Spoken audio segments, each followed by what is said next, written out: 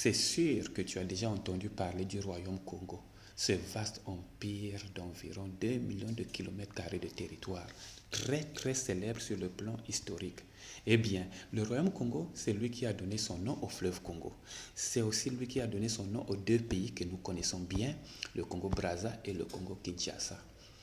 Mais le royaume Congo a encore légué son nom aux langues Congo, encore parlées sur son territoire par des millions de personnes, le Kikongo. Moi, je préfère plutôt parler du Kikongo au pluriel, les Kikongo, parce qu'il y a plusieurs langues Kikongo. Qu'est-ce que c'est que le Kikongo en fait? Le terme Kikongo renvoie à un ensemble de plusieurs langues étroitement apparentées et parlées par les différentes ethnies originaires du royaume Congo. On peut citer de ces langues ou de ces dialectes Kikongo le Kidondo, Kikamba, Kibembe, Kihangala, Chilari, Sivili, Kisundi, Kikunyi, Kiyombe et bien d'autres encore. Ce sont des langues vernaculaires Congo. Chacune d'elles caractérise par son usage une ethnie Congo dont elle est la langue propre. Maintenant, où est le Kituba dans tout ça? Où se situe notre Munkutuba?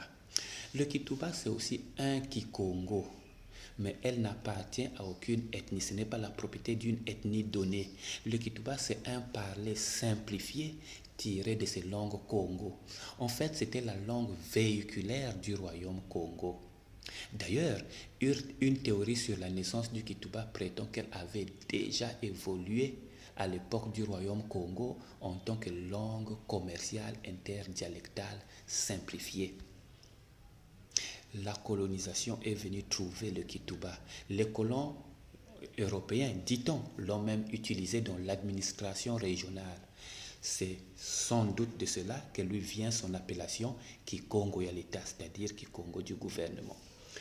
À ne pas douter, le Kituba, c'est une langue séculaire, voire millénaire. Elle est chargée de notre histoire et elle n'a pas le droit de disparaître.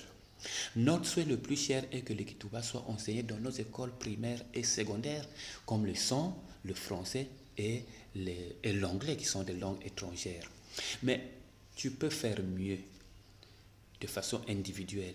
Enseigne le Kituba à tes enfants. Parle Kituba avec tes enfants. Un enfant à qui on apprend le Kituba, c'est un souffle nouveau pour le Kituba. C'est une survie assurée pour notre langue, le Monokutuba, le Kikongo Yalita. Merci beaucoup.